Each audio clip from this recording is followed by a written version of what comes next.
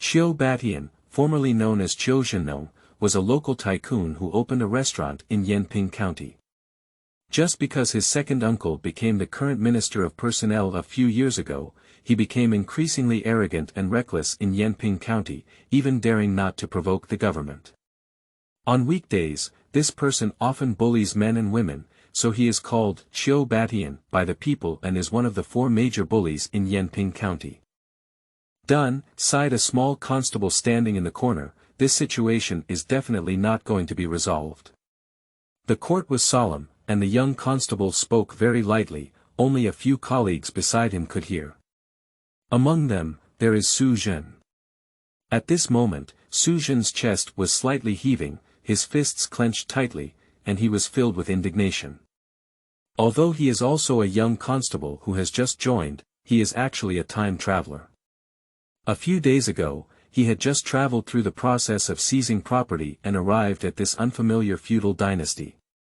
Due to his previous life as a senior detective working in criminal investigation, he had a small expectation after discovering that he had possessed the role of a constable. He thought he could use his case-handling experience like other big male leads to make a living. However, the ruthless reality quickly defeated him, making him gradually realize that in this feudal dynasty where power was at odds and human rights were low, there was no justice at all. For example, in front of me, Qiu Zhenong. Song County Magistrate rolled his eyes and silently pondered, his tone having changed. Can you really be certain that this was done by Qiu Zhenong? It's absolutely true, sir, the old man bowed to the county magistrate of Song again. The little girl has been selling bamboo baskets on Yong'an Street. A few days ago, she was met by Qiu Batian. He saw that the little girl looked a bit handsome, so he immediately teased her on the street. The little girl was tough and opposed him, which led to his revenge. Little girl, the old man trembled and said, I recognize him. And. The old man spoke of the pain and seemed to have a hidden meaning. He immediately changed his mind and said, moreover, some people recognize that the carriage belongs to the Chuzhen farmhouse. So. Song County Magistrate let out a long sigh and instinctively looked around. However, all the Yamen guards around lowered their heads and no one responded to him. The Yamen runners all knew in their hearts that the old man could not win this case. The current Great Xian dynasty is facing ups and downs, with corrupt governance. Qiu Batian had great influence in Yanping County, supported by officials from the Ministry of Personnel. Even if he lent Song County Magistrate 10 courage, he dared not touch him. So, based on past experience, Song County Magistrate would either directly find a reason to reject the old man's complaint, or find an excuse to delay the case indefinitely, and ultimately come to an end. However, to the surprise of the Yamen officials, after careful consideration, the county magistrate of Song was shocked and said solemnly, Okay, since you're going to sue Qiu Zhenong, I'll summon Qiu Zhenong and confront you in court now. Upon hearing the words of the county magistrate of Song, the officials were greatly surprised. Hey guy, are you really going to summon Qiu Batian? Can he come? Thank you, Mr. Xie. The old man thought he could really bring justice to his daughter when he heard that the county magistrate of Song was going to summon Qiu Batian. He immediately knelt down and thanked him. Thank you, Mr. Xie, for making decisions for the people. Sigh watching the old man's longing for justice in his eyes, Zhen couldn't help but sigh in his heart. As a senior detective and a social veteran, he has already seen the mind of the county magistrate Song Zhili. Unlike previous bullying of men and women, Qiu Batian went extra far this time. From the old man's previously subtle expression, Zhen could tell that his daughter was definitely not just stained by Qiu Batian alone, there should be more people. After such a series of bullying and torture, he still threw the woman naked in the bustling city and placed her in front of everyone's eyes. This move has a strong intention of killing and punishing the heart. Kidnapping, rape, imprisonment, insult. The numerous crimes are simply despicable and despicable. Therefore, the keen magistrate of Song County had already recognized the seriousness of the situation. If one openly prevails and rejects the old man's complaint without even summoning the defendant, then spreading it afterwards will inevitably provoke public anger. If it reaches the ears of superiors, it will naturally be detrimental to one's official voice. However, Chiu Batian is also a ruthless character, and he cannot afford to offend himself. So, he made such a decision. Summoning Chiu Batian has at least the following benefits. 1. Upon receiving the summons, Chiu Batian knew that the old man was suing him at the yamen. If this is really his fault, then he will definitely not accept summons, but will use his connections to solve this matter. Maybe it can save the yamen a lot of trouble when the time comes. 2. Even if Chiu Batian naively accepts summons and comes to confront him in court, it will still divert public opinion and make the public pay more attention to Chiu Batian, rather than their county government. 3. This matter came suddenly and the situation was not yet clear, so I had to handle it cautiously. However, no matter which point, Zhen can be certain that the old man will definitely not sue Chiu Batian. Old man, Song Jili asked the old man at this moment, do you have a complaint? No, the old man shook his head. How could we, a poor family, write a lawsuit? Okay, Song Jili said, I'll arrange for a proxy to write a statement for you now. You need to write the case clearly in its original form, understand? Ah. The old man was first surprised, then understood the meaning and quickly bowed and nodded, yes, you are really the Lord of the Blue Sky. Besides, you are the plaintiff, Song Jili added, before the defendant is summoned to court, you need to be temporarily detained by the government. Do you understand this? Oh. The old man nodded, clearly not understanding, but hesitant to say anything. Constable Cheng, Song Jili said to a leading constable at this moment, immediately send someone to investigate this case, collect evidence, and bring any evidence for interrogation. Yes. In the crowd, a burly middle-aged man immediately stood out, who was the constable of Yanping County government. Cheng Xiao. Also, Song Jili said again, you can send someone to summon Chiu Ba now. Oh, Chiu Zhenong. After the person brings it, I will be elevated to the court to hear this case. Ah. This. Constable Cheng was clearly in a dilemma and quickly looked up at the county magistrate, asking. Do you really want to summon him? As a result, Song Jili nodded slightly at him and gave him a glance. Oh. Constable Cheng seemed to have some realization and quickly agreed, yes. Pop. With a startled clap, the magistrate of Song County immediately announced his withdrawal from the court. After the county magistrate left, a yamen attendant came to take the old man away and temporarily detained him in the southern prison of the county yamen. At the same time, he sought a proxy to write a memorial for him. Constable Cheng also began to arrange personnel according to the instructions of the county magistrate of Song, and sent several constables in a row to verify the case. After the distribution was completed, he finally came to Zhen and said with a smile. Zhen, I'll leave the matter of summoning Chiu Batian to you. This time. He grinned maliciously, don't mess it up. End of this chapter. Chapter 2. Excavation of Pits. You are listening at novelfull.audio. Chapter 2 Excavation of Pits. Half a month ago, the constable Zhen once offended this immediate superior.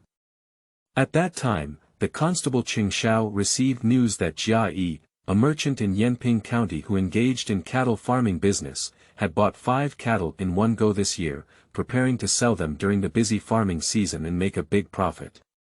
Cheng Xiao's evil intentions grew stronger as a result, and he even had Zhen sneak into the cowshed with poison late at night to poison and kill one of the plowing cows. As long as the cow dies, Cheng Xiao can seize Jia Yi's remaining 4 plowed cows under the name of Nyuan, and then secretly resell them. He also claims to have slaughtered the sick cows, making a huge fortune. However, what he didn't expect was that Zhen, who was naturally kind-hearted, couldn't bear to take action and replaced the poison in advance, resulting in a big upset the next day when Qing Shao was leading people to catch cows, making the scene very awkward. It can be imagined that Qing Shao doesn't hold a grudge against Su Zhen. For half a month, he has arranged Su Zhen everywhere, but Su Zhen has suffered a lot. Even to the point where Su Zhen, the current time-traveling salesman, doubts whether his time traveling is also due to this matter. As the saying goes, never die, never wear. Did Constable Qing kill the original Su Zhen, which led to his own journey? Su Zhen. At this moment, Qing Zhao's gloomy and pitiful order made Su Zhen turn his thoughts back to reality. You also know how important this case is. If Qiu Batian can't summon him, the county magistrate will blame him. Don't be a constable. Yes, said an older constable next to him, speaking coldly, our constable Su is upright. It would be most appropriate for him to summon Qiu Batian for such matters. The constable's name is Qin Taifeng. He is an old greaseball of the Yamen constable, and also Qing Zhao's sworn friend. If it weren't for Qin Tiefeng's work in another city last time, poisoning the oxen wouldn't have been entrusted to Su Zhen. Now, under the instigation of Qing Shao, not only Qin Taifeng, but almost all the constables have started to exclude Su Zhen, making Su Zhen's situation increasingly difficult. Su Zhen asked, am I going alone? Yes. Qing Shao nodded. Is this against the rules? Su Zhen objected. Humph, Qing Shao sneered, I'm the rule here. Are you going or not? This Su Zhen was secretly angry, but couldn't get it going. Qing Shao made it clear that he was digging a pit for himself. With the influence of Qiu Batian, he naturally would not accept the summons from the county government. Not only could he not complete this task, but he would also offend Qiu Batian. Once he was unable to summon Qiu Batian to the court, Qing Shao had reason to report to the county magistrate and encourage him to dismiss him. So, how about it? Qing Shao continued to beat, if you dare not go, speak frankly, it's not embarrassing. But the ugly words are ahead, and I will truthfully report them to the master. Qing Zhao's meaning is that if he disobeys orders, he will also file a complaint. Damn it, Su Zhen suddenly remembered that Song Zhili had glanced at him just now when he gave Qing Shao a glance. It seems that his situation is not only difficult, but even the county magistrate is not favored. No wonder Qing Shao dares to arrange himself so blatantly. Sigh. Su Zhen was able to become this young constable thanks to his uncle who worked as a prison warden in the county government. It was a difficult job that my uncle managed and worked hard to secure. Like other feudal societies, although constables were of low status, they relied on various forms of extortion, and their income was still quite considerable, which many people were eager for. Su Zhen is not too greedy for this profession, but he doesn't want to lose so miserably. Okay. Su Zhen gritted his teeth and agreed, I'll go. Oh. Qing Shao was a little surprised and laughed proudly. Ha ha ha, okay, then I'll be waiting for your good news. Xiaoxiu, Qin Taifeng said hypocritically, if Qiu Batian dares not accept the summons, why don't you arrest him? Ha ha ha. After speaking, the two of them laughed heartily, both waiting for Su Zhen, the little constable, to make a fool of himself and be kicked out of the house by them. Qiu Batian runs an inn and restaurant, and the largest restaurant in Yanping County, Drunken Immortal Residence, is one of his industries. He also resides here on a daily basis. In the afternoon, Su Zhen arrived at the gate of Zuoxianju early, but instead of going in, he sat down at the opposite tea stall and ordered a bowl of hot tea and some small dim sum. He was pondering with heart how to make Qiu Zhenong accept the summons and return to the yamen with himself. At this moment, a donkey cart pulling coal stopped in front of me. Two coal pullers had just finished delivering coal and were thirsty, so they stopped here to drink a bowl of hot tea. The two of them saw Su Zhen wearing a constable uniform, and their eyes immediately showed a hint of fear. They quickly chose the table farthest from Su Zhen and sat down. Su Zhen took a sip of hot tea and scanned his eyes intentionally or unintentionally. But seeing the two drivers covered in cinder, their faces covered in stains, and their clothes covered in large patches and small patches, it was evident that their lives were in dire straits. Looking at the little donkey pulling coal again, its head drooping listlessly, as if the overload of work was about to crush it. However, the donkey dung ball splashed down from behind, causing the air to suddenly become turbid. Zhen looked at the plain donkey dung ball and let out a helpless bitter smile. A real world, a hardcore journey for a few days, Zhen tried every means to examine himself, but the result left him extremely disappointed. There is no system, no library, no grandpa, no soaring luck, and even no noble status. No money, no power, no connections, no friends, no parents. In this world, there are only three valuable things about oneself. One is his ancestral home left by his parents, one is a child bride left by his parents for him, another one is his maternal uncle who works as a prison warden in the county government office. Perhaps my profession as a constable can also be considered one thing, but now it seems difficult to keep it, right? Thinking of this, Zhen's mind turned back to the case. He, who was good at observing words and expressions, remembered the expression on the county-level magistrate Song Zhili's face before leaving the court. His pupils slightly tightened, his nose pointed upwards, and his lips tightened, which was a typical expression of harboring evil intentions. It seems. This county magistrate of Song is very shrewd. The reason why he imprisoned the plaintiff is obviously to control the situation within the county government. As long as the old man cannot leave, it will not cause a big uproar in the outside world. In this way, when Zhen went to summon him, Qiu Batian knew that the old man had filed a complaint at the county government office.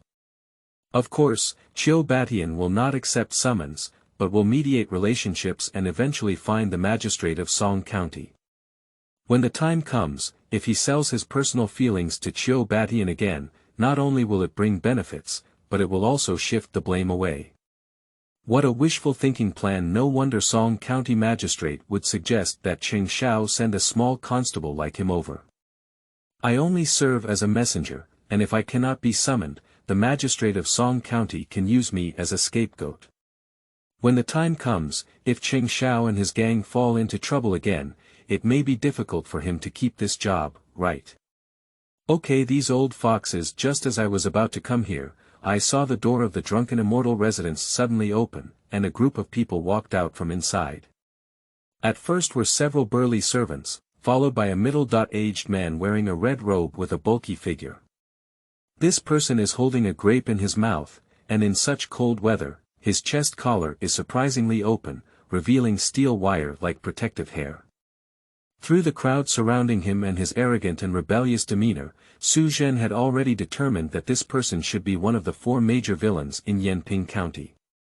Qiu Batian. According to Zhen's previous inquiry, Qiu Batian usually goes out at midnight every day to play at several nearby flower houses or educational workshops. At this moment, the servants were gathered around Qiu Batian at the door, looking around as if waiting for the carriage from the backyard to come over. Okay. Zhen let out a heavy breath and strode forward.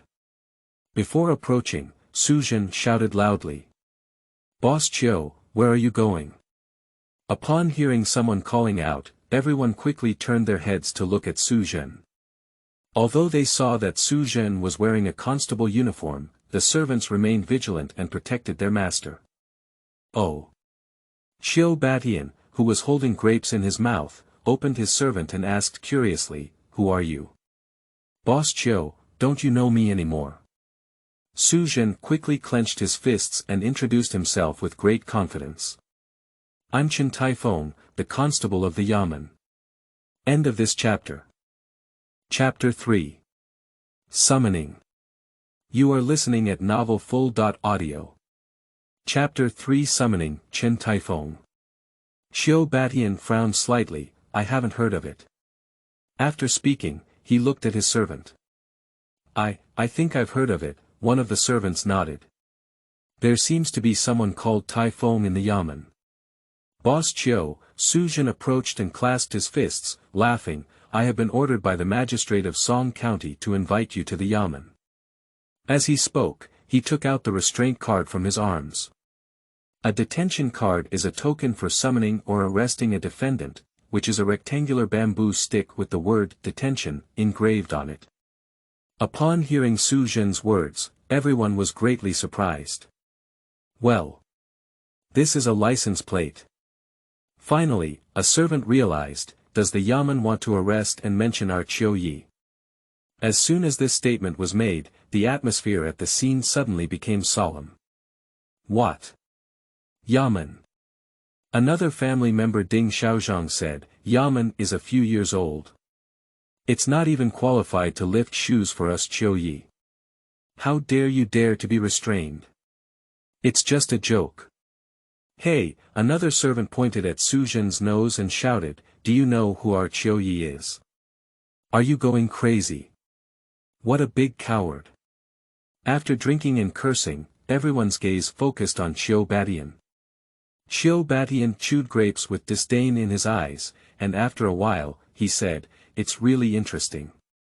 I'm asking you, why is the yamen arresting me? It's not detention, it's summons. Su Zhen explained, a case has arisen. Summoning. Qiu Batian became curious. So, is it me who got sued? Someone wants to sue me. Ha ha ha. As soon as these words were spoken, everyone couldn't help but burst into laughter. Looking at the entire Yanping County, who dared to sue Qiu Batian?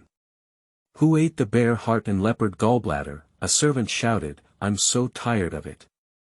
Boss Qiu, Su Zhen clenched his fists again, come with me to the yamen and you'll know what's going on. With Su Zhen's words, all the family members immediately put away their smiling faces and gathered around in a fierce manner. Why, is the yamen really amazing? One of them showed off his hard fist. While our Qiu Yi is not angry, hurry up and get out of here, or even the constable will beat him up. Wait a minute, Qiu Batian stopped his subordinates and asked Su Zhen again, I'm asking you, who's going to sue me, and why? This. Su Zhen took it difficult, and according to the rules, the constable naturally could not reveal the case. Speak up. Let's beat you up. The servants threatened. Okay, Su Zhen finally revealed the truth to Qiu Batian, someone told you that you kidnapped and abused a woman last night, and this morning you stripped off your clothes and threw them at the Yong'an market. After Su Zhen finished speaking, the scene fell into silence again. Everyone looked at each other in silence, but their eyes turned neatly towards Qiu Batian. What is the situation? Suddenly, Su Zhen's heart moved and he noticed something unusual. Through the reactions of these servants, it seems that they are not aware of this case. If they knew about this case, they should have shown a vague or disdainful expression, but now they are only showing doubt. What's going on? Is there any hidden information in this case? Thinking of this, Su Zhen quickly looked at Qiu Batian. Unexpectedly, Qiu Batian puffed up his cheeks and spat the grape skins in his mouth towards Su Zhen's face. Fortunately, Su Zhen was quick-witted and just as he was about to wave his card, he just knocked off the grape skin. How unreasonable. If you dare to think of me, I think you all don't want to live anymore. Qiu Batian was furious and shouted at Su Zhen, go back and tell your county magistrate to come to my drunken immortal tower and explain to me in person. Otherwise, don't blame me for being impolite. How Qiu Batian's reaction made it difficult for Su Zhen to judge for a while. Is this case actually handled by Qiu Batian? At this moment, the carriage that came to pick up Qiu Batian happened to come from the backyard and stop in front of everyone. Qiu Batian walked straight up to Su Zhen and glared fiercely at him, implying that Su Zhen should dodge and get in the car. At this moment, Su Zhen already felt that the case was different. If this case was not really done by Qiu Batian, it would be unwise to summon Qiu Batian to court today. Therefore, Su Zhen consciously stepped aside. Qiu Ba let out a cold snort and swaggered forward to the carriage. The coachman saw this and quickly turned around to open the curtains of the carriage. Unexpectedly, just as the curtain opened, Zhen suddenly saw two young girls in the carriage who were both very young and disheveled. In an instant, Zhen gave a shock like an electric shock. But seeing the two young girls with bruises all over their bodies, one of them had a high and swollen corner of the eye, and they couldn't even see it. It was obvious that the two girls had just been brutally beaten and ravaged. They leaned helplessly in the carriage and dared not move, their eyes hopeless and lifeless. When they saw Qiu Batian about to board the car, the two girls immediately showed fear and trembled, as if seeing a demon from hell. Seeing such a tragic situation, Zhen couldn't help but clench his fists. Looking back at the proud faces of Cheng Xiao and others, he had already changed his mind. "Boss Qiu," he suddenly said to Qiu Batian, who was about to board the car, "don't you think this case is a bit strange?" Upon hearing these words, Qiu Batian stopped and turned to ask, "What do you mean? Since someone dares to sue you at the county government office, there must be some reason behind it, right?" Zhen said, "Before coming, our county magistrate specifically asked me to give you a message. I think it's best for you to listen." "Oh." Qiu Batian was indeed curious and turned around to ask, "What words?" "Well." Zhen looked at his servants on both sides and said with a puzzled expression, "You. Why don't you take a step to speak?" As he spoke, he waved his hand at Qiu Batian. Qiu Batian squinted his eyes and pondered for a while, but his strong curiosity still prompted him to step out of the crowd and come to Zhen. Zhen approached Qiu Batian's ear and whispered solemnly, "The county magistrate told me that there are ghosts around you." "Oh." This time, Qiu Batian was even more shocked and had already been taken away by Zhen's rhythm. However, Zhen did not continue, but pointed to the tea stall across from him and walked over without hesitation. Qiu Batian hesitated for a moment, but still followed over. He didn't believe that Zhen could do anything to him in front of so many people. Seeing Qiu Batian walking towards the tea stall, the servants wanted to follow, but he scolded them all and they all went back. "Speak quickly," Qiu Batian impatiently asked after arriving at the tea stall, "What's going on here? Who's the ghost?" "Look, the ghost next to you is that person." Zhen reached out and pointed behind Qiu Batian. As a result, as soon as Qiu Batian turned his head, Zhen made a knife with his palm and struck the back of Qiu Batian's neck with one palm. The powerful impact instantly made Qiu Ba faint, and Zhen threw him into the coal hopper pulled by the little donkey. At the same time, he picked up a piece of broken coal from the coal cart, lifted his hand and threw it out, hitting the horse butt of Qiu Batian's carriage. Oyalu, the high-headed horse, which was suffering from pain, suddenly lifted its hooves and darted forward, just in time blocking the servants of Qiu Batian. The butlers had already seen that Mr. Qiu had been knocked unconscious and kidnapped. They had intended to rush over to rescue him, but unfortunately were blocked by a carriage. After they bypassed the carriage and chased after them, they found that the donkey cart carrying Mr. Qiu had already disappeared at the end of the long street, and only two bewildered coal pullers were left in front of the tea stall. End of this chapter. Chapter 4. Poisoning. You are listening at novelfull.audio. Chapter 4. Poisoning. Despite working hard all day, the little donkey pulling coal still showed astonishing strength and speed. With Zhen's whip, it quickly pulled the coal cart to the entrance of the county government office. At the entrance of the county government office stood 4 station attendants, all of whom curiously gathered around when they saw Zhen driving a small donkey cart to a stop. "Hurry up." Zhen jumped off the donkey cart and pointed to Qiu Batian in the carriage, assigning tasks to the officials.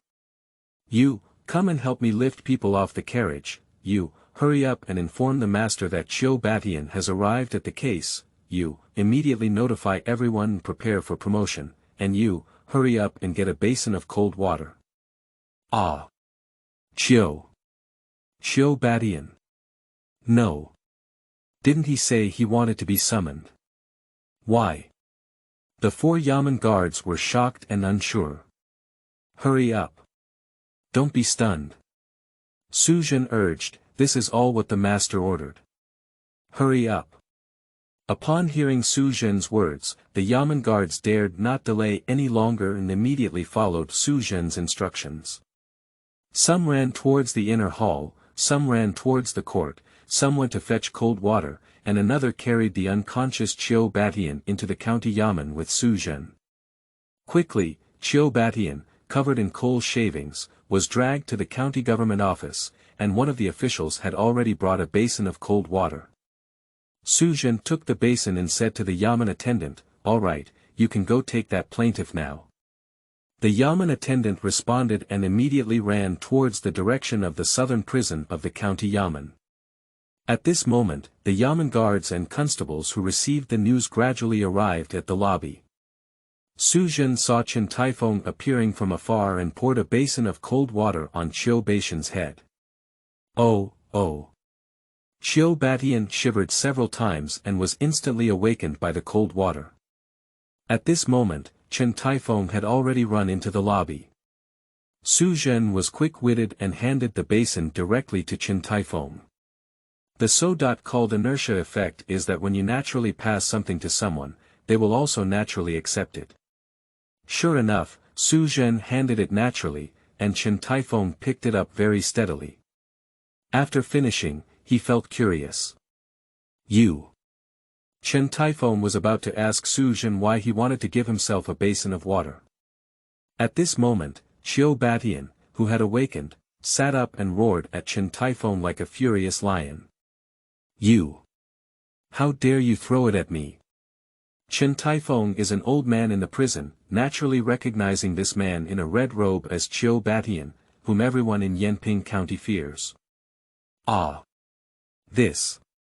He realized that Su Zhen had played with him and quickly threw away the basin, while angrily searching. However, Su Zhen had long disappeared without a trace. You. Qiu Batian shouted angrily at Chen Taifeng, what's your name?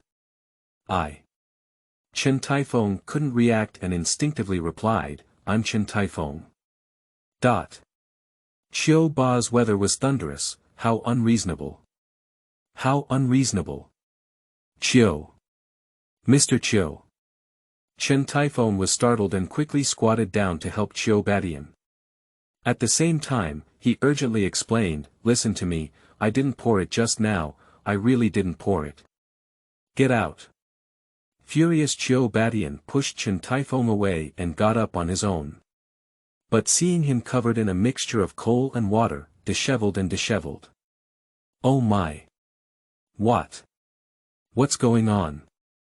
At this moment, County Magistrate Song Zhili and Sheriff Qing Xiao rushed over upon hearing the news and saw Qiu Ba naively arrive at the court. The two of them quickly rushed over in panic. Yamen. Whoa. Is this Yamen? Qiu Batian pinched his drowsy head before realizing that he had arrived at the county government office. Sir, it's all that Su Zhen. Chen Taifeng quickly reported upon seeing this, he brought Mr. Qiu here. Su Zhen. Song Zhili was extremely anxious and hurriedly stroked Xiao to ask, Captain Cheng, what's going on here? I. Qing Xiao was also at a loss and casually defended, I just asked him to summon Boss Qiu, but I didn't expect it to happen like this. Oh, Boss Qiu, it's all a misunderstanding, a misunderstanding. Song Zhili quickly clasped his fists and bowed to Qiu Batian. Humph. Qiu Batian shouted angrily, covering his head. Stop acting. I don't think there's any misunderstanding, isn't it just trying to prank me? Alright, then come on, let me see what you can do to me. Song Zhili frowned tightly and advised again, you're too worried. This is really a misunderstanding. Alright, Qiu Batian suddenly remembered something and immediately interrupted Song Zhili, pointing to his nose and saying, aren't you all putting in so much effort because someone wants to sue me? Alright, you call him out, I want to see who he really is. As soon as Qiu Batian finished speaking, there was a commotion outside the yamen. In no time, Qiu Baixian's fierce servants stormed into the court. Qiu Yi. Are you okay? When the servants saw Qiu Baixian covered in coal cinder stains, they immediately protected him and glared angrily at the yamen attendants present. Although this is the county government office, the county magistrate Song and a group of yamen guards and constables were still frightened and their faces turned pale, completely losing the official authority. Far away, far away. Song County Magistrate calmed down his emotions and said urgently, Boss Qiu, you're saying this far away. Come on, please come to the inner hall and talk to me in detail about the whole matter. This is really a misunderstanding. Report. Unexpectedly, just as Song County Magistrate finished speaking, the previous yamen runner who went to take the plaintiff ran in panic and reported to Song County Magistrate. Big Master, it's not good. That old man. He's dead. What? The entire county government hall suddenly fell silent. Just as the yamen officer reported, Su really hid behind a certain bookshelf and watched the commotion. After hearing such amazing news, I couldn't help but freeze in place. 15 minutes later, the county government office supervised the prison in the south. County Magistrate Song Jili, Constable Qing Xiao, various constables and officials, as well as Qiu Baixian and others, all came here. What's going on here? Song County Magistrate asked anxiously. No. I don't know, said a prison guard in a panic, I was fine just now. Who knew I just died like this? Everyone quickly looked into the prison cell, but saw a person lying on the ground, who was the old man who sued Qiu Baixian. He lay on the ground, his body twisted, and seemed to have experienced extreme pain before death. Qing Xiao was experienced and rushed into the cell first, flipping the old man's body over. Ah! With just one glance, Qing Xiao furrowed his brows and turned to look at the county magistrate Song Jili, his eyes becoming unusually complex. What's going on? Song Jili noticed something unusual and quickly asked. Qing Xiao still didn't answer, but his face became extremely ugly. Oh, what's going on? Song Jili was very anxious. Speak up quickly. It's poisoning. Qing Xiao said very quietly, it's poisoning. Ah. Song Jili felt dizzy and immediately took a few steps back, almost falling. In the crowd, Su Zhen looked through the cracks and indeed saw that the old man's face was twisted and his lips turned purple, which was indeed a clear sign of poisoning. No one expected that in just a few hours, the old man would be poisoned to death in the county government prison. How could this be? Su Zhen finally understood why Qing Xiao had just looked at Song Jili with that kind of gaze. He was obviously suspecting that the old man had been poisoned by someone sent by Song Jili. As a result, the old man's death was unfounded and he could no longer sue Qiu Baixian. But, judging from Song Jili's current lack of control over the six gods, it doesn't seem like he knows. Moreover, even if Song Jili really wanted to kill the old man, he should not have died in the county government prison. Isn't this causing a fire to the body? Besides, in such a short period of time, Song Jili is still unable to determine the true cause of the case. How can he silence Qiu Baixian's murder? Who killed the old man on earth? What a bad luck. At this moment, Qiu Baixian impatiently shook off the mud on his body and said to Song Jili, I said to the county magistrate, if you don't explain this matter to me, don't blame me for not getting along with your yamen. This. Song Jili was completely confused and didn't know what to say. It's really inexplicable, Qiu Baixian snorted in frustration and turned to wave to his subordinates. Let's go, those little golden cats from Wanhua Tower are still waiting for me. After speaking, he led his servants towards the outside of the prison. In theory, Qiu Baixian has a significant relationship with the current case and should stay in the yamen for review. However, who dares to stop the county magistrate of Song or the officials? I could only watch as Chiu Batian left the prison with a swagger. TSK looking at the figure of Chiu Batian leaving, and then at the body of the old man in the cell, Zhen furrowed his brows tightly, feeling even more that this case was very unusual. But the next second, Zhen's heart thumped and suddenly thought of another important thing. Oh my! Since the old man was poisoned to death in prison, what about the old man's daughter? End of this chapter. Chapter 5.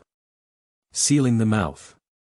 You are listening at novelfull.audio. Chapter 5, Sealing the Mouth in front of a burnt old house in Yanping County. Zhen looked at the miserable scene in front of him, feeling lost and powerless, dizzy. Although the last open flame had been extinguished, the villagers who rushed to put out the fire continued to splash water into the house. The charred house was emitting thick and choking smoke, and the beams were crackling, causing it to collapse at some point. Woo-woo. At this moment, the crying of an old woman caught Zhen's attention. She pounded her chest and burst into tears as she faced the scorched house, saying, "Ailian, my poor child, your life is so hard." Woo-woo. Upon hearing the old woman's words, Zhen already understood that he was still late. The burning house in front of me is where the old man and his daughter Ailian live.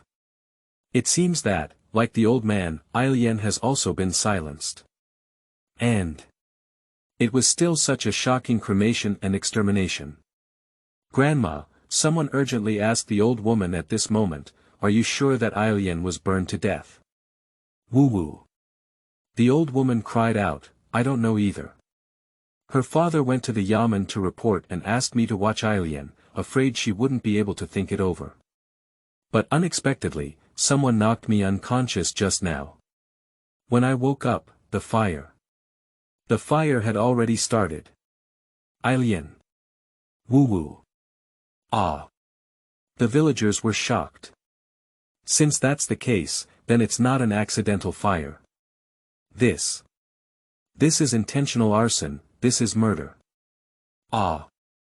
At this moment, a mournful man suddenly screamed from the charred house. Zhen rushed over at the sound and saw a man dressed as a scholar kneeling in the center of the burnt-out house. The scholar's face was already burnt black and exhausted from fighting the fire, but when he saw him lying on the floor covered in water stains, he cried bitterly towards something and said, Ai Lian. Ai Lian. Zhen entered the house with other firefighters and only then did he see a burnt corpse lying flat in front of the scholar. Ai Lian. Woo-woo. The scholar trembled as he reached out his hands, but faced the charred body and had no way to start. You died so miserably. Ai Lian, woo-woo. Upon hearing the mournful cries of the scholar, all the villagers present were filled with sadness and silently lowered their heads. Click. But at this moment, the sound of the roof beam breaking suddenly came from above, and it was about to collapse. Once it collapses, the scholar will undoubtedly die. Zhen was quick-witted and rushed to the scholar's side at the fastest speed, pulling him backwards with all his might. As a result, just as he pulled the person apart, the heavy beam of the house collapsed instantly and hit the charred corpse. Boom! Amidst the roar, flames erupted again from the room, and smoke and dust erupted. Ah! The scholar struggled in Zhen's arms, reaching towards the body with both hands and still crying loudly, Love Lotus. Love Lotus. The heavy impact stirred up a hot cloud of smoke and dust, and Zhen and the villagers dragged the scholar far away before finally arriving at a safe zone. Looking back, I saw that the entire house had turned into ruins. And Ailian's body was also destroyed by the collapsed beams of the house. Pudong. The scholar once again collapsed and knelt down, crying loudly on the ground. When the scholar cried, many female villagers present couldn't help but burst into tears. The men were all disheartened and sighing. Although Zhen was equally excited, sorrowful, and angry, many doubts arose in his mind. From the old woman's account and the posture of the body, he could basically infer that Ailian was probably killed by the criminals first, and then set fire to destroy the body. Because bodies burned to death usually curl up and struggle in pain, but the body we just saw is lying flat on the ground, possibly dead before the fire burns. Nowadays, the old man who filed a complaint has died, and the daughter who serves as the main witness has also died, making this kidnapping and rape case an headless death case. According to normal logical analysis, the biggest suspect in the death of the father and daughter of the old man is naturally Chiu Batian, who committed the kidnapping and rape case. People have reason to suspect that the culprit who killed the father and daughter of the old man must be sent by Chiu Batian. But through summoning Chiu Batian and various signs, Zhen felt that there were many puzzling doubts in this case. Firstly, is Chiu Batian's speed of silencing a bit too fast? Before this, he didn't even know that the old man would report to the Yamen, but in the blink of an eye, he could accurately kill the old man and his daughter at the same time, which seemed a bit exaggerated. Secondly, if Chiu Batian wanted to silence him from the beginning, why would he still leave Ailian naked in the bustling market? And also, taking huge risks to poison the old man in the Yamen prison. This seems even more contrary to common sense. Zhen even suspected that the person who kidnapped and raped Ailian was actually Chiu Batian. If it was really him who did it, why would his servants behave without any knowledge? And Chiu Batian's angry reaction. Is it that he has nothing to do with this case? This thing is quite strange. If this case was not really done by Chiu Batian, why would Ailian think it was done by Chiu Batian, and who kidnapped and raped her? Is it? Zhen pondered carefully, but someone in the crowd recognized Zhen's identity as a constable. Constable. Someone pointed at Zhen and said, "Are you a constable?" Everyone, come and see, the officials are here. This statement immediately attracted the attention of many villagers. Ah! The government. The old woman rushed to the front in a panic and excitedly pulled Zhen, saying, "Captain, you must avenge Ailian. Ailian was killed by someone, and her life is so miserable," sobbing. The old woman's words filled the villagers with righteous indignation, and some of them couldn't help but say, "This official, there's no need to ask. The person who killed Ailian must be Chiu Batian. Go and catch him quickly. Hey, you're not going to die." Unexpectedly, a middle-aged woman rushed out next to her and pulled the talking man out. It is obvious that this is a couple. Women who pull away men do not want men to bring out trouble through their mouths. In the eyes of these villagers, Chiu Batian is synonymous with Yan Wangye, and no one dares to speak recklessly. Seeing the man being pulled away by his wife, the others wanted to follow suit, but they kept their lips tightly closed and dared not speak. The world has collapsed, and people's hearts are not ancient. When tigers and wolves rule the way, injustice will roar. Suddenly, an unusually sad, angry, and excited voice came from the crowd. As the crowd dodged, it was the scholar who spoke these words. Although he collapsed to the ground, he clenched his fists and exclaimed with compassion, "Chiu Batian. It's better to be a beast than a beast. Both humans and gods will be executed. Even if I spare my life, I, Lu Wenbin, will fight with him to the end to avenge Ailian. Yes, it's just. Chiu Batian. Who else could it be besides him?" Finally, under the guidance of the scholar, the old woman exclaimed indignantly, "There's really no justice. Ailian, such a good child, was not only ruined by them, but also abandoned in the bustling city. Now, seeing Li Laohan go to report to the government, he actually killed someone again. Also, is there any justice? Is there any law?" Yes, another man stood out in the crowd, straightened up and said, "It's completely lawless. Such an evil person, we must not spare him lightly." Yes, finally, the villagers kept silent and all raised their arms, agreeing with indignation. "It's Chiu Batian, we can't spare him." "Officer," the old woman suddenly grabbed Zhen's sleeve and pleaded bitterly, "you see how miserable Ailian's death is. Please make up your mind for this hard-working child and give her justice. Yes, sir, the other villagers also gathered around and said, if such an evil person cannot be brought to justice, it is really against natural law. This official, you came just in time, the scholar also got up excitedly. I'll write a lawsuit and write down all the crimes of Chiu Badian. Take us to sue the official. Yes, sue the officials, sue the officials. The villagers agreed in unison. Well, Zhen was immediately in a dilemma. He had intended to obtain more information about Ailian's father and daughter through these villagers, in order to sort out the case. But now it seems that this place is not suitable for long-term stay. Because these passionate villagers still did not know that the old man had been killed in the Yamen prison. Once they receive this news, they will inevitably believe that the government is colluding with Chiu Badian, which would be detrimental to themselves. Thinking of this, Zhen could only appease and say, villagers, I just passed by and saw a fire here coming to put it out.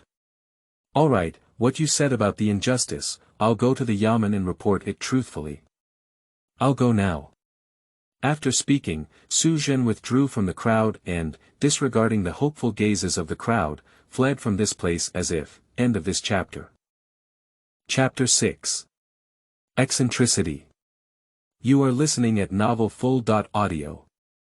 Chapter 6. Eccentricity. Yanping County Government. Inner Hall. County Magistrate Song Zhili paced back and forth, feeling extremely anxious. Sir, Sheriff Qingshao bowed and reported, I have already asked clearly. The old man's surname is Li. During his detention, only Mr. Gao, who acted as a proxy, went in to write a lawsuit. After writing it, no one went in again. As he spoke, he presented the paper. Song Zhili took the paper and quickly examined it, but his eyebrows furrowed tighter and tighter. Also, Qingshao said again, the grave worker has already examined the body and confirmed that he died of poisoning. Since no external injuries were found, it is suspected that he was poisoned. Taking poison. How could this be like this? Song County Magistrate wiped the sweat off his forehead and pondered, only Mr. Gao has entered before, is it difficult? At this point, he shook his head repeatedly, because Mr. Gao was only responsible for writing a memorial, and he had no grudges or grievances with the old man. How could he possibly poison someone? Moreover, Mr. Gao is already old, how can he force the old man to take poison? It should have nothing to do with Mr. Gao, Qingshao analyzed. The prison guard confirmed that after Mr. Gao left for an hour, Li Laohan even asked the prison guard for the time, indicating that he was still alive at that time. Oh. Song County Magistrate furrowed his brows. So. Could it be that Mr. Li committed suicide by taking poison? Did he bring the poison himself? After asking, the two of them fell silent for a while, then shook their heads at the same time. Because logically speaking, the old man is suing his daughter and the lawsuit has not been fought yet, so there is no reason for suicide. It's troublesome now. Song County Magistrate exclaimed, yellow mud has fallen into his pants. It's not just feces, it's also feces. When this news spreads, people will inevitably think that our Yamen is colluding with Chiu Badian to kill him and silence him. Sigh. What should we do? Sir, Qingshao also said with a solemn expression, this matter is quite suspicious. If Li Laohan did not commit suicide, it means that our Yamen is not clean.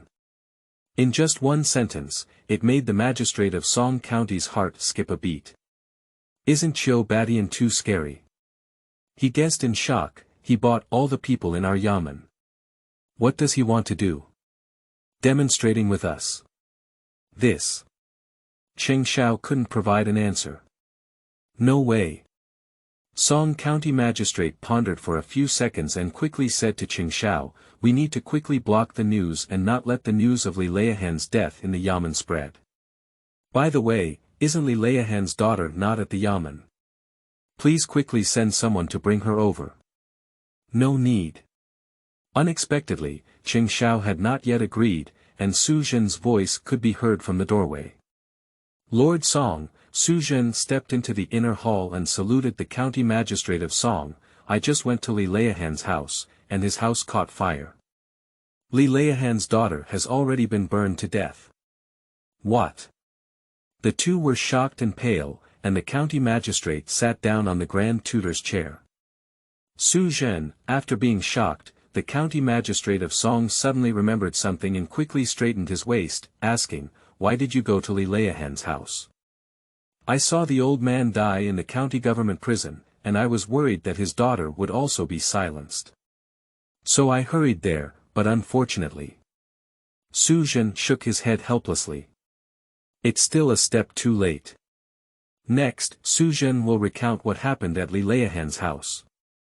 Surprisingly, Song County Magistrate was shocked when he heard this, tightly gripping the armrest and muttering softly, "This method is too cruel and vicious." Su Zhen saw that the county magistrate of Song still believed that all of this was done by Qiu Batian.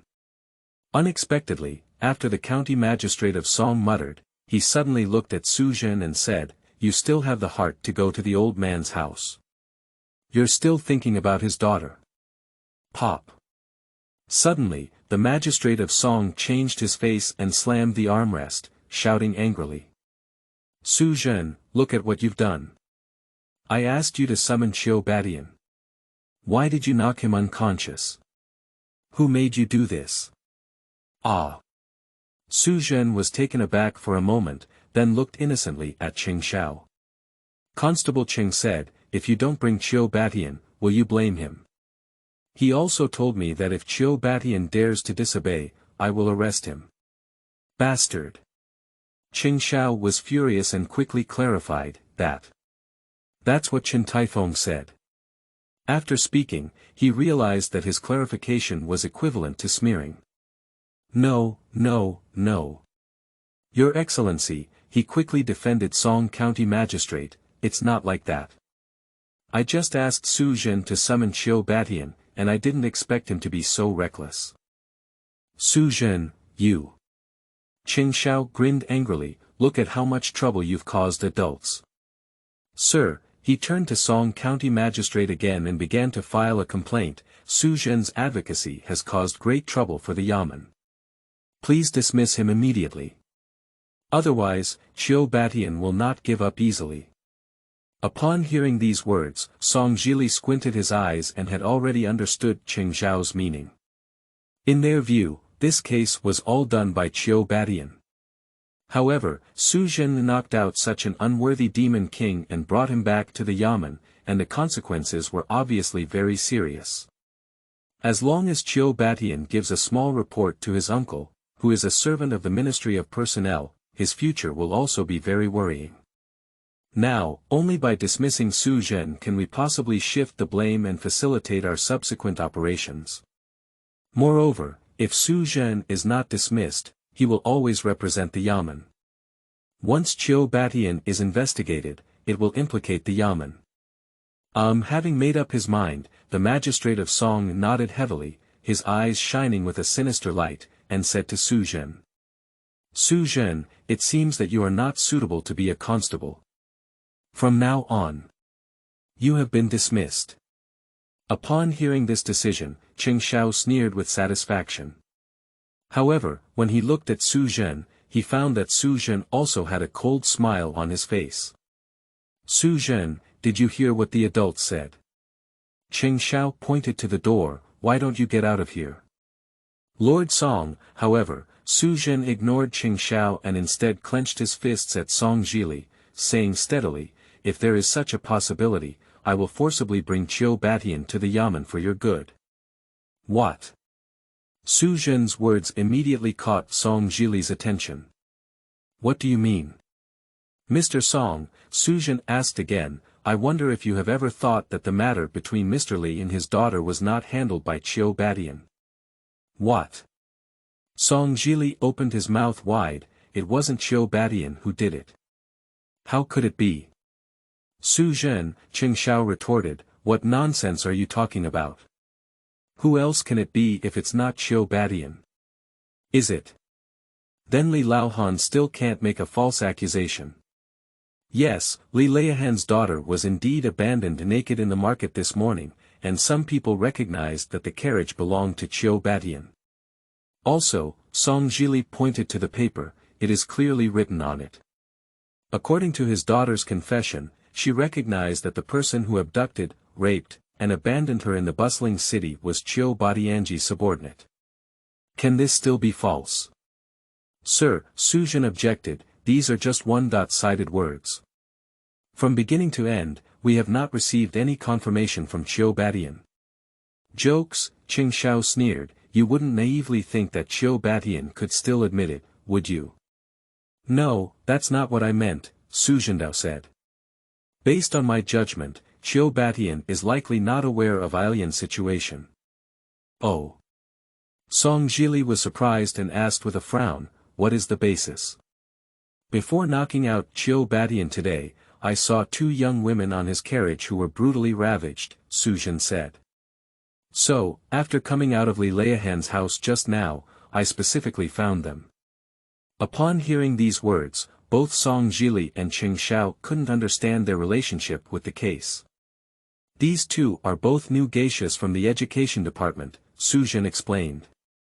They were forcibly brought back to the drunken immortal residence by Qiu Batian last night and stayed with him all night. Ah.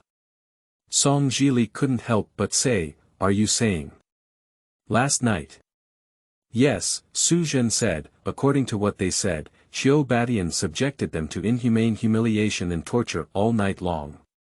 When speaking, Su Zhen gritted his teeth and spoke out, because those 2 poor geishas were only 16 years old. What do you mean? Song County Magistrate didn't pay much attention to this place, but said comprehensively, Qiu Batian was with these 2 women last night, so the old man's daughter. Sir, Qing Shao hurriedly said, Qiu Ba is naturally surly and strong. Staying overnight with a geisha doesn't seem to affect his violence against Li Laohan's daughter, does it? When summoning Qiu Batian, I deliberately mentioned Li Laohan's accusation, but the reactions of Qiu Batian and others were all particularly unexpected, not as if they were aware of it. Su Zhen continued his analysis, moreover, since he had already planned to kill people and silence them, why wait until Li Laohan comes to the Yamen to report, and why must he be poisoned in the Yamen prison? Also, even if it means killing people and killing their hearts, would it be unnecessary to first leave the old man's daughter naked in the market and then kill and set fire? Isn't it too ostentatious? Sir, don't you think this case is quite peculiar? This. In fact, County Magistrate Song had previously felt that this case was somewhat unreasonable, but now hearing Su Zhen's analysis, he is more convinced of his previous judgment. Wait. However, Qing Shao glared at Su Zhen and said, Su Zhen, according to what you said, Li Laohan deliberately framed Qiu Batian. Don't you think it's ridiculous to use his daughter's innocence and his own life? Is that right? Su Zhen said coldly, what if Li Laohan and his daughter were also exploited? Ah! As soon as these words were spoken, the scene fell silent again. Abandoning the market naked and killing people to silence. Su Zhen said heavily, the case is so ostentatious. If it weren't for false accusation, it might be fine, but if it was really intentional false accusation, my lord. He looked at Song Zhili and said, then the person behind this is not small. End of this chapter. Chapter 7. Mysterious Cases. You are listening at novelfull.audio. Chapter 7 Mysterious Cases. Su Zhen. Song Zhili leaned forward and urgently asked, what do you mean by this? Sir, Su Zhen followed suit and induced, let's think about it. If this case was not handled by Qiu Batian, and Li Laohan and his daughter were exploited, then what would be the true culprit's purpose? Su Zhen's words were thought-provoking, forcing Song County Magistrate and Qing Shao to work hard to keep up with the pace. No, it wouldn't be. Song County Magistrate was the first to think of something. He leaned back in his chair in shock and murmured, someone wants to manipulate Qiu Batian. No. If it's really a conspiracy and you're doing it so ostentatiously, is it? Trying to manipulate the person behind Qiu Badian. Ah. Cheng Xiao was dumbfounded. He never expected the case to be so complicated that it had already escalated to the level of court struggle. Sir, Su Zhen exclaimed astonishingly again, asking Li Laohan to die in the county government prison is clearly to have you accompany him for burial. Ah. This time, Song Jili could no longer sit still and stood up from his chair. But because I woke up too quickly, I suddenly felt dizzy and my body shook 3 times. He quickly pressed down on the armrest of the chair, stabilized it, and finally sorted out his thoughts. Some people want to use Qiu Badian to defeat the Minister of Personnel, but they are already deeply trapped in the vortex and may become cannon fodder. Sir, Su Zhen continued, you are not afraid of doing anything wrong, but afraid of standing in the wrong line. At such a critical moment, you must be cautious. Be cautious. Be cautious. Song Jili asked with a pleading tone as his gaze toward Su Zhen changed 360 degrees. Do you think how should I be cautious? Case. Su Zhen said 2 words without hesitation, then explained, Your Excellency, the first thing we need to do now is to investigate this case thoroughly. Only by investigating the case thoroughly and knowing what's going on can we benefit you. Case. Investigation. Song Jili muttered, feeling somewhat disoriented, how should we investigate? How should we investigate? First of all, Su Zhen extended a finger, we need to determine whether this case was actually caused by Qiu Badian. After all, previous speculations were based on speculation, and without conclusive evidence, we cannot rule out Qiu Badian's suspicion. Well, Song Jili thought for a moment, nodded, and then asked, and then what? Then, Su Zhen extended his second finger, of course we need to uncover the truth of this case. Unexpectedly, Cheng Xiao grunted coldly in roast, what's the truth, Su Zhen? Let me see, the truth is that you are alarmist here. Sir, he said to Song County Magistrate, don't listen to him talk nonsense. What framing, and what mastermind behind the scenes are all nonsense to me. It's just a case. Unexpectedly, Cheng Xiao didn't finish speaking, but saw the palm raised by the county magistrate of Song, which was a silent gesture. No. Song County Magistrate turned around and paced, pondering with his heart, you don't know. The current court is full of ups and downs, and recently. There have indeed been many changes. Yeah, he sighed and murmured, I certainly hope Su Zhen is talking nonsense, but I can't afford to gamble, nor can I afford to lose. Ah. Cheng Xiao felt exhausted and quickly closed his mouth. At this moment, Song Jili turned around again and walked up to Su Zhen, saying, you're right. No matter what, this case must be investigated thoroughly. Su Zhen, he looked up and down, re-examining Su Zhen, and asked, how should this case be investigated in your opinion? However, Su Zhen did not answer immediately, but glanced meaningfully at the nearby constable Cheng Xiao. Song Jili naturally understood, pondered for a moment, and then stroked Xiao to wave his hand and say, Captain Cheng, you step back first.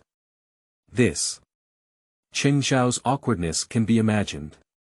He was originally aiming to dismiss Su Zhen, but he didn't expect that the person who was fired out was actually himself. However, he dared not listen to the county magistrate's words, so he had to snort in frustration and walked out of the inner hall in a fit of anger. I really can't tell, Song Jili turned to Su Zhen again. At such a young age, I have such insight. It seems that I was also clumsy before. Your Majesty's praise is absurd. Su Zhen bowed slightly, appearing respectful and courteous. At this point, Song Jili said, it's probably impossible to summon and interrogate Qiu Badian. If we want to confirm whether he has committed this case, can we start with Qiu Badian's subordinates? No, Su Zhen vetoed directly, that's just a last resort. The situation is unclear now, we need to remain neutral, neither humble nor arrogant. The worst strategy, Song Jili asked, what is the best strategy? Sir, Su Zhen bowed, you need to personally handle this matter. Go find Qiu Batian and personally inquire if he is related to this case. Oh. Song Jili's face showed embarrassment, so. And, before the case is fully exposed, Su Zhen added, you can't tell him our speculation yet. Song Jili squinted his eyes and pondered for a while before nodding slightly. His gaze toward Su Zhen added a touch of surprise and appreciation. Indeed, before standing in line, Qiu Batian cannot realize that this is a court dispute. Otherwise, once Qiu Batian tells the Minister of Personnel, it is equivalent to completely standing on the side of the Minister of Personnel. In this struggle, the Minister of Personnel was not the winning side. So, Song Jili asked, if we don't tell the truth, how can Qiu Batian tell the truth? It's okay, Su Zhen said. You just need to ask questions as usual, and then tell me Qiu Batian's answer and reaction. The rest will be handled by me. What? What do you have? Song Jili was surprised and looked at Su Zhen again, saying, why don't you come with me? Su Zhen didn't speak, but his helpless expression had already told Song Jili the answer. Song Jili only then remembered that Su Zhen had forcibly knocked out Qiu Batian. If he followed him, there would inevitably be big trouble. Okay, Song Jili nodded and asked again, so. What's left? How should we investigate this case? Sir, Su Zhen clenched his fists, Sheriff Cheng is experienced and has outstanding abilities. If you entrust the case to him, he will definitely be able to handle it well. Song Jili nodded contentedly and said, okay, consider everything carefully and not leak a drop of water. I really don't understand why Constable Cheng doesn't like you when you understand human relationships so well. Su Zhen said to himself, maybe it's you who doesn't like me, right? Sir, Su Zhen continued the theme, there is one more thing you also need to know. After Li Leihan's daughter was burned to death in a big fire, it has already aroused the common anger of the neighboring villagers. They are planning to report it collectively at the Yamen, and they do not yet know that Li Laohan has been killed. If they know, they may.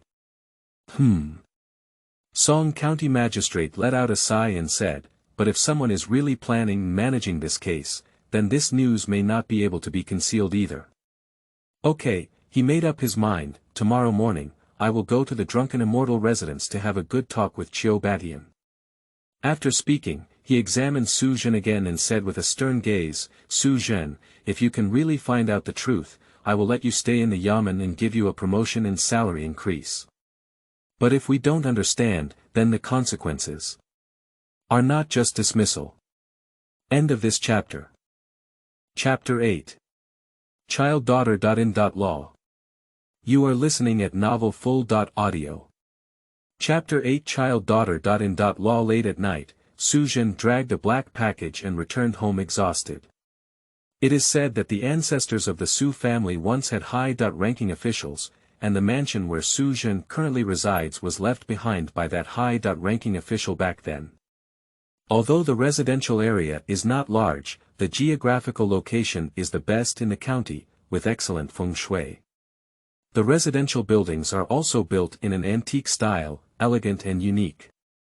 Unfortunately, nowadays the family is in decline and the population is not thriving. Such an elegant mansion, due to years of disrepair, is everywhere dilapidated and full of depression. What's even more disharmonious is that on the already dilapidated gate of the mansion, someone even splashed pig blood on it, with crimson all over the eyes and an unpleasant odor. Seeing the gate like this, Su Zhen couldn't help but pinch his nose and once again marvel at the hardcore level of his journey. Unexpectedly, the little constable Su Zhen in this world still carries a debt, and it is a debt borne by his father. Before his father passed away, he owed a huge gambling debt to Wanqing Gambling House. If it weren't for his uncle, who was a prison warden, this ancestral home would have been sold to offset the debt long ago. After his father's death, the debt was also extended to Su Zhen. Although he had already paid off the principal, the high-interest loans with rolling interest rates were still out of reach. Nowadays, it has become commonplace for Zhen to have the thugs of creditors come over from time to urge the debt and ask for some money to leave. Although Zhen is a constable, it is still of no use because the big boss of Wanqing gambling house, Cui Xiaotian, is also one of the 4 major bullies in the local area. His power is strong and he can't afford to provoke black and white. Sigh. Zhen explored his mind for a while, hoping to hear a ding-dong sound and the system interface would appear. However, his mind remained calm as usual, except for the foul smell of pig blood that made people want to vomit. He had to take out the key to unlock and enter the courtyard. As a result, as soon as he inserted the door, he heard a slight noise coming from inside the main house. Turning her head, she saw a petite and beautiful figure peeking out of the door. A little girl in a high bun was hiding inside the door, nervously looking at herself. After seeing clearly that the visitor was Zhen, she finally let go of her guard, lowered her head, and timidly welcomed him out. This is a little girl who is only 12 or 13 years old.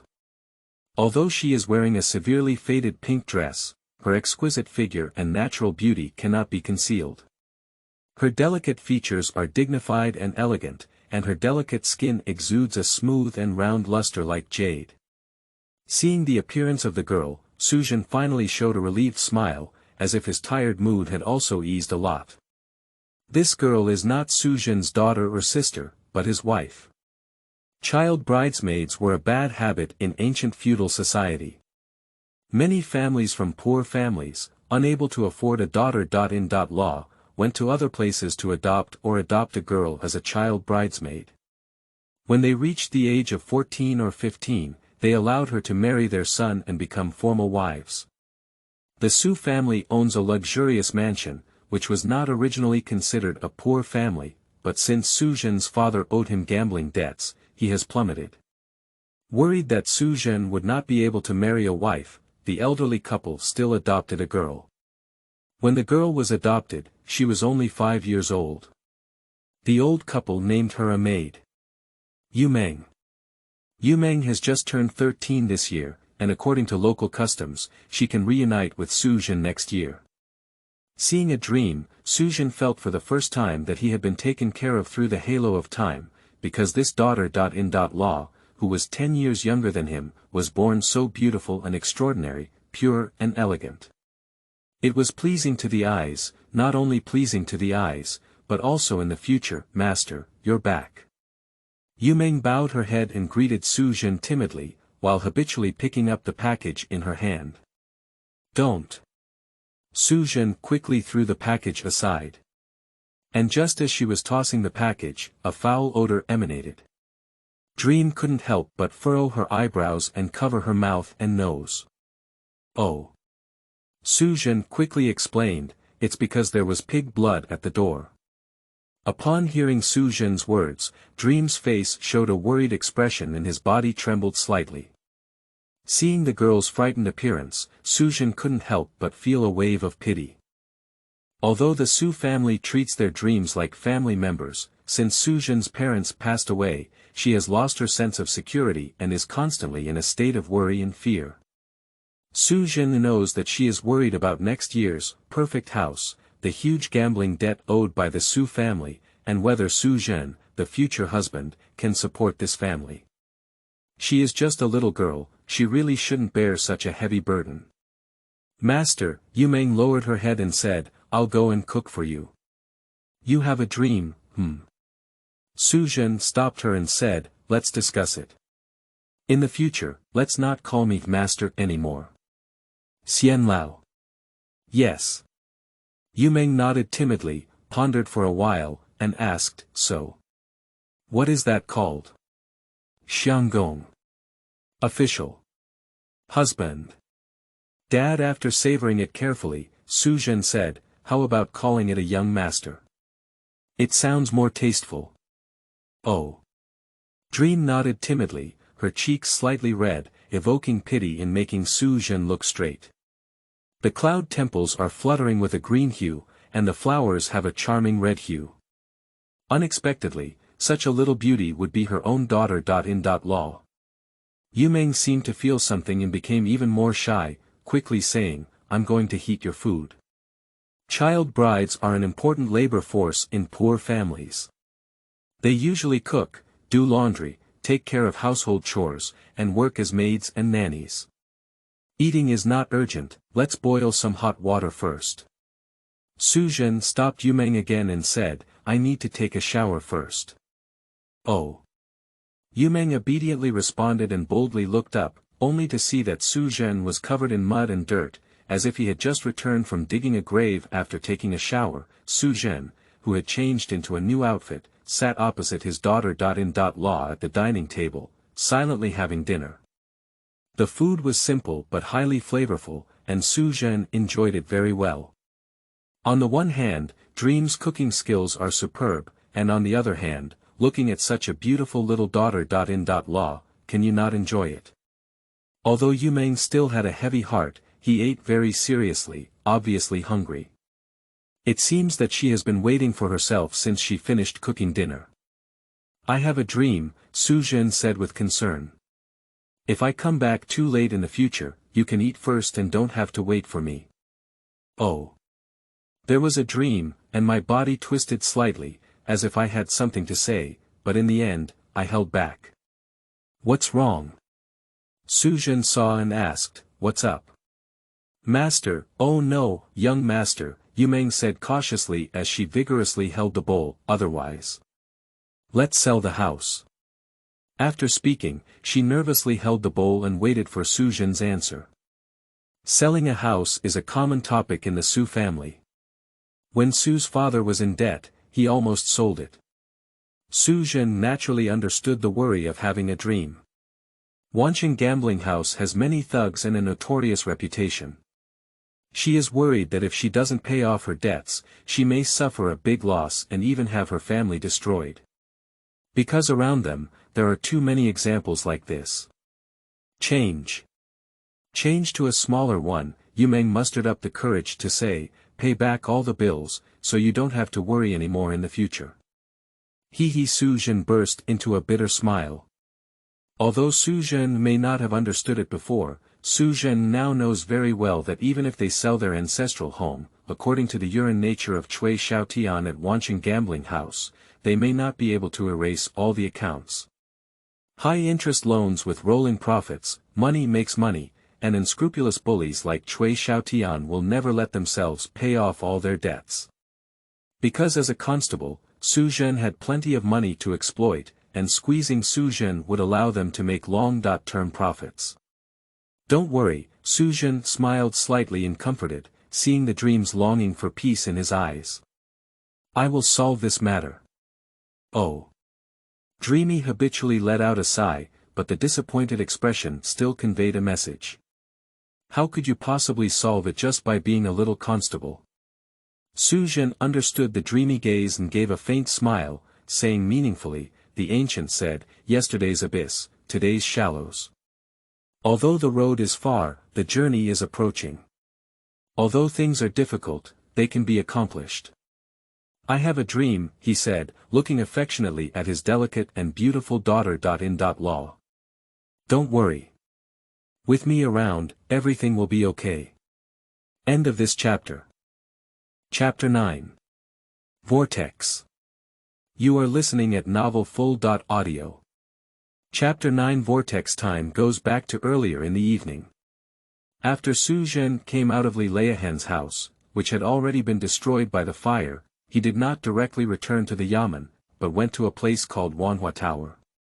This Wanhua Tower stands out among many flower towers, gathering many exotic women from somewhere, attracting people's attention and exuding a unique charm. The reason Su Zhen came here is because he once heard from Chiu Batian that he wanted to come here to find some kind of golden cat. The so-called golden cat. Su Zhen pondered that he should be a Caucasian with yellow hair and white skin, right? Of course, Su Zhen had self-awareness and could not rashly seek out Chiu Batian. His goal was Chiu Batian's carriage. Coincidentally, when he entered the stable of Wanhulu, he happened to see Qiu Baishan's carriage parked here, and the coachman was feeding the horse grass. Although I was in the drunken immortal residence today, the coachman had a face-to-face encounter with me and may have recognized me. But after some deliberation, Zhen pretended to be anxious and ran over. "Hey, who is that?" "Oh, I found you. Mr. Qiu is already in a hurry." Zhen hurriedly rushed to the coachman and gasped for breath, asking, "Have you heard? Mr. Qiu has someone tell him." "What kind of thing? Who are you?" The coachman held a bundle of hay with a puzzled expression on his face. "Hurry up, Grandpa Qiu asked me to ask you, did anyone move the carriage this morning?" Zhen urged. "No, you." The coachman saw Zhen wearing constable clothes and wanted to continue asking for his identity, but Zhen didn't give him any reaction time and immediately shouted loudly. "Hurry up and say it. In the morning, when it was past midnight, did anyone move Mr. Qiu's carriage?" "No, no." The coachman replied in confusion, "How could it be? Mr. Qiu always goes out at night, how could he possibly move the carriage in the morning?" "So, the carriage has been parked at the drunken immortal residence all morning?" Zhen widened his eyes and asked, "Are you sure?" "Sure." "Hey," the coachman asked again, "who the hell are you? Can't you even tell me?" Zhen pointed to his official uniform. "I'm Chen Taifeng from the Yamen. Mr. Qiu had someone sue him, saying that he tied up a good woman last night and ruined her. In the morning, he used a carriage to strip her naked and threw her onto Yong'an Street." "What? Impossible. What are you talking nonsense about?" the coachman exclaimed in surprise. "Yesterday, Mr. Qiu found two geishas who had just arrived from the Education Bureau and spent the night with them. Where did he go to tie up any woman? He even stripped off and threw it onto the street, Mr. Qiu. It seems that Mr. Qiu has never done such a thing before, has he?" "Really?" Zhen stared and said, "I'm warning you, now that people are dead and life is at stake, you can't lie." "Oh my, why am I panicking?" The coachman looked innocent. "At that time, I was nailing a horse's paw to this animal. If someone tampered with Mr. Qiu's carriage, wouldn't I know?" Oh, through the expression and reaction of the coachman, Zhen already had a clear idea. He probably didn't lie. The case of Li Leiahan's daughter is likely not related to Qiu Batian. "If you don't believe me," the coachman said again, "you go ask those subordinates of Mr. Qiu. If you don't, then go to the Education Bureau and ask those two chicks, and they will prove it." "Okay, then I'll trust you, but..." Zhen asked, "Did Mr. Qiu go to Yong'an Street a few days ago and flirt with a woman selling bamboo baskets?" "Bamboo basket? Yong'an Street?" The coachman reminisced earnestly and said, "A few days ago, Mr. Qiu went to the Wang family's pawnshop to ask for money. He did go to Yong'an Street, but I don't know if there was any teasing. The carriage can't get in, they walked in. You'd better ask someone else." "Okay, I'll go ask now." Zhen nodded and turned around before leaving. Unexpectedly, just as Zhen was walking towards the door, a few people suddenly walked outside, including those servants of Qiu Batian. "Old Li, Mr. Qiu's golden wire cat has been selected," one of them waved at the door, "Hurry up and get in the car, let's go." "Oh," the coachman waved in response, pointing in the direction where Zhen was, "You came just in time. This constable has something to ask you." "Hey." After speaking, the coachman realized that the constable just now had disappeared. "What are you saying?" The waving servant looked around and asked, "Is that the person from earlier?" "Yes," the coachman thought hard for a moment and said, "He said he was the constable of the Yamen, called Chen Taifeng. Jiafangxi is adjacent to Wanhulu, and Zhen came here in less than 15 minutes. The difference between Jiafangxi and Hualu is that the women here were once from good families. If a family commits a serious crime, the male will be sentenced to exile, while the female will be sent to the educational workshop to serve as an official prostitute, transforming from a virtuous woman to a worldly woman. After all, he was a public official in the yamen. After Su Zhenliang revealed his identity, he was successfully brought to the presence of two young girls. Two young girls have been devastated by Qiu Batian, lying on their beds, shedding tears silently and pitifully. Seeing this situation, Su Zhen didn't want to expose their scars anymore, he just made a simple inquiry.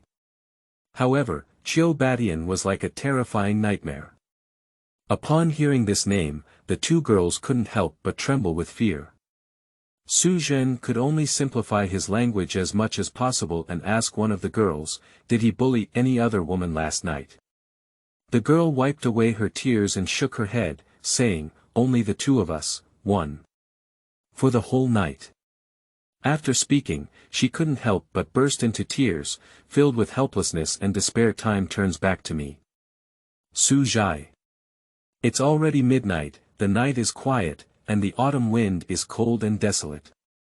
Dream had already fallen asleep, while Su Zhen sat alone in the study, continuing to analyze and study the case. There's no way, this case is already bound to his fate. If it's not done well, it's good to roll up your own bed and leave. If you memorize it, you may even end up risking your life. Through the confessions of the coachman and two girls from the educational workshop, Su Zhen has basically determined that the case of Li Leihan's daughter was not the work of Qiu Batian.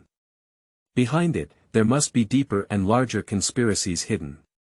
Such ostentatious framing is extremely human, so Su Zhen believes that it is highly likely a political conspiracy. If it is really a political conspiracy, then the culprit must have come prepared, and the case is not only difficult to investigate, but even extremely dangerous. According to Su Zhen's judgment, the murderer will inevitably escalate the situation of the case. On the one hand, he will encourage the public to report to the yamen, and on the other hand, he will report the news to the county government, even the court. In that way, public opinion will rise everywhere, and Qiu Batian and the Yanping county government will be pushed to the forefront of the storm, becoming a battlefield for the struggle between the two factions. Although Qiu Batian has many witnesses like a carriage driver, these people are all Qiu Batian's servants, and their confessions are completely invalid. As the saying goes, the true culprit must be powerful, and the shrewd county magistrate Song Zhili must not want to stand in the wrong line and become an innocent sacrifice. Sigh. What a tragic world, where bullies act recklessly, officials only care about their own future, all the villains in the yamen, and the common people seem to be being exploited. Li Laohan and his daughter Ailian suffered a tragic disaster, their family was destroyed, and their lives were ruined. Can this poor father-daughter never regain justice? With this in mind, Su Zhen's eyes flashed with a sharp light, and he had already determined what to pay attention to. In a moment, he took a deep breath before opening the black package and carefully pouring the contents onto the workbench. As things poured out, an unpleasant smell of decay suddenly permeated the air. Unexpectedly, what was inside was a charred corpse. More precisely, it is a portion of the charred corpse. These corpses were dug up by Su Zhen from the burnt ruins of Li Leihan's house. When the fire broke out, the beams of the house collapsed, and Ailian's body was buried in the ruins, severely damaged. However, after leaving the county government office, Su Zhen unexpectedly returned to Li Leihan's house and, taking advantage of the lack of people, exerted all his strength to dig out some of the corpses from under the beam of the house. Oh, the body had a strong smell of decay, which made Su Zhen almost unable to breathe. However, it was this pungent and rotten smell that made Su Zhen suddenly feel unusually uncomfortable. Not right. If Ailian had just been burned to death, how could the body emit such a foul odor? End of this chapter. Chapter 10. Poisoning. You are listening at novelfull.audio. Chapter 10. Poisoning. The next morning, Su Zhen arrived early at the county government office. Unexpectedly, he didn't see County Magistrate Song Zhili and Sheriff Qing Xiao, but instead saw the long-lost old County Magistrate Chen Holu. The County Magistrate is equivalent to a Deputy County Magistrate and is the second in command of the Yamen. However, this Qin County magistrate is old and sickly, and has not been to the county government for a long time.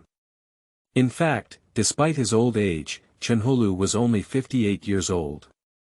It was only because he married too many concubines and overworked himself that he became frail and sickly.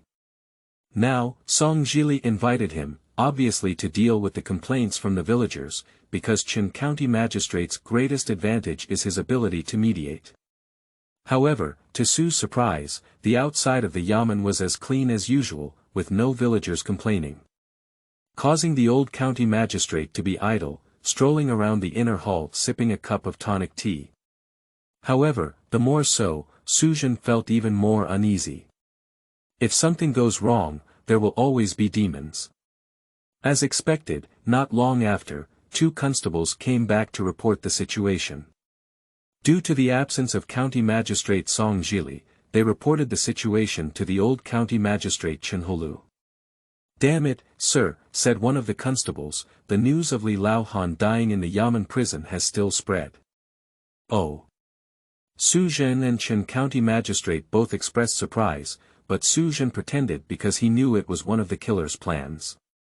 "We went to investigate Li Laohan's house today," another constable added, "and found that many neighbors near Li Laohan's house have gone far away. Later, through side investigations, they found out that they already knew the news of Li Laohan's death in the county government prison. They knew that it was not possible to report to our county government, so what?" Qin County Magistrate was so anxious that he urged him, "Speak up." The constable reported, they should have gone to the county government to file a complaint. "Ah. It's broken, it's broken." Qin County Magistrate shook his hands like Parkinson's, splashing out a lot of tea leaves. He worried and said, "If we disturb the county government, we'll all be implicated." "Oh my," he asked anxiously to the yamen officials, "where is the county magistrate of Song? Why haven't he come back yet?" "Sir," someone answered, "the county magistrate of Song left early in the morning, and we don't know when he will return." Zhen understood that Song Jili must have gone to ask Chiu Batian for advice. "So, where's Captain Cheng?" Qin County Magistrate clapped his hands and said, "We need to quickly come up with a way to see if we can stop the person." "Sir, I'm afraid we can't stop it," the constable said. "I heard that the news spread last night, and those people all left overnight." "Ah." Sigh. Qin County Magistrate sighed and helplessly put down his tonic tea. "It's over, this time. It's really going to make a big fuss." Regardless of how the county magistrate sighed and sighed, Zhen quietly turned around and left the inner hall to go to the southern prison of the county government. In order to block the news, Li Laohan's body is still parked here. Zhen wants to personally inspect it and see if there are any clues left on the body. However, to his surprise, the constable Qing Xiao was also here and was examining the body together with the undertaker. "Yes, it takes several hours for these marks to appear after a person dies," said the grave worker, a hunchbacked old man, gesturing to Qing Xiao while pressing on the body. "Captain, look, there are obvious pinch marks here." Qing Xiao approached the face of the corpse and indeed saw dark red pinch marks on the old man's cheeks. Seeing these pinch marks, Qing Xiao's already furrowed brow tightened even more. It is obvious that the old man was forced to take poison. Someone pinched his mouth and forced him to swallow the poison. That is to say, his previous speculation was correct. There must be ghosts in this southern prison. In the Dushuan dynasty, the southern prison of the yamen was only similar to a detention center, where prisoners were held pending trial, as well as plaintiffs and defendants in lawsuits. Once convicted, the prisoner will be transferred to the county government prison in Dogwon City to serve his sentence. As the saying goes, people dare not easily report to the yamen when they see officials peeling off their skin, so there are not many prisoners imprisoned in this southern prison. Coincidentally, there was not a single prisoner yesterday, and there was only Li Laohan in the vast southern prison. Therefore, the suspect has also become quite clear. Someone, Qing Xiao shouted at his subordinates, take down the 2 prison guards who were on duty last night and serve them severely. Don't, Captain Cheng, Captain Cheng. 2 prison guards were nearby, quickly bowing to Cheng Xiao upon hearing the words. One of them defended himself, really doesn't care about our affairs. We really didn't touch that old man. Yeah, the other said, last night there was only an old man in prison. If we hadn't suffered from a mental illness, how would we dare to kill him in prison? Humph, you speak lightly. Cheng Xiao stood up and said to the 2 prison guards, this person is clearly forced to take poison. If it weren't for you, wouldn't this southern prison be a living ghost? As he spoke, Cheng Xiao had already seen Su Zhen and gave him a sullen glance. Captain Cheng, listen to me. A prison guard swallowed his saliva and said, this old man is just a plaintiff and not a prisoner, so. Yesterday we didn't pay much attention to it. We were all in the lobby outside for meals and so on. If anyone had gone in, maybe we didn't see it either. Yes, the other quickly agreed. I even went to the restroom once, and the door was also open. It should be. Someone took advantage of us not paying attention and killed someone. Captain Cheng, you must be aware of it. Sigh, Cheng Xiao sighed and said, they are all colleagues. I didn't mean to make things difficult for you, but can you believe what you said? That old man is locked in a prison cell. If he doesn't have a key, who can force him to take poison? This. The 2 of them were dumbfounded and didn't know how to explain. So, I advise you, Cheng Xiao said coldly, to speak up everything you know and avoid suffering. After speaking, he gave a glance to his subordinates, and they immediately took down the 2 prison guards. The 2 prison guards were shocked and quickly knelt down, pleading and expressing their innocence. But at this moment, Su Zhen had already crowded over to the body and examined it together with the grave worker. He even lifted the old man's arm and sniffed the smell closer. Cheng Xiao squinted his eyes upon seeing this, as if thinking of something, and went straight to the outside of the cell. Su Zhen, he stood outside the cell and shouted at Su Zhen through the wooden prison railing, come over here for a moment. Su Zhen didn't know why, but seeing Cheng Xiao's cold gaze, he knew there was nothing good. When catching hair, I had to listen and could only slowly walk up to the prisoner's pen and gaze at Cheng Xiao across the fence. Move forward a little further. Cheng Xiao gestured to Su Zhen with a wave of his hand. As a result, as soon as Su Zhen leaned against the prison post, Cheng Xiao's left hand suddenly reached into the gap between the bars and fiercely grabbed Su Zhen's throat. Cheng Xiao's hand was very strong, and he immediately choked Su Zhen to the point where he couldn't breathe. You say. Cheng Xiao pinched Su Zhen fiercely, but said calmly to his colleagues, if someone like me, separated from the cell, can we forcibly poison that old man? After speaking, he also reached into the gap with his right hand, pretending to force Su Zhen to take medicine, and fiercely extended it towards Su Zhen's mouth. At this moment, Su Zhen was gasping for breath and his face turned red. He tried to break Cheng Xiao's wrist with both hands, but couldn't move it at all. Cheng Xiao has kung fu and his claws are like iron pliers. He was obviously deliberately causing trouble. If it was really to restore the case, he should have pinched Su Zhen's cheek instead of directly gripping his neck. In this way, Su Zhen couldn't open his mouth at all, and Cheng Xiao wickedly extended his right hand towards Su Zhen's mouth, obviously intending to humiliate him properly. Su Zhen felt angry in his heart. Even when he used the techniques he had learned in the police force, he suddenly grabbed Cheng Xiao's 2 fingers and forcefully pulled them outwards. Oh! Ah! Cheng Xiao felt pain and suddenly lost his strength, releasing his hand. Su Zhen quickly broke free and took 2 steps back. He can also be considered lenient. If he were to act harder just now, Cheng Xiao's 2 fingers would definitely be broken. You! Cheng Xiao was about to erupt, but Su Zhen grabbed the momentum and said to him. Constable Cheng, I don't think you need to try anymore. The killer definitely can't use this method to force the old man to take poison. He must open the lock and enter the cell. End of this chapter.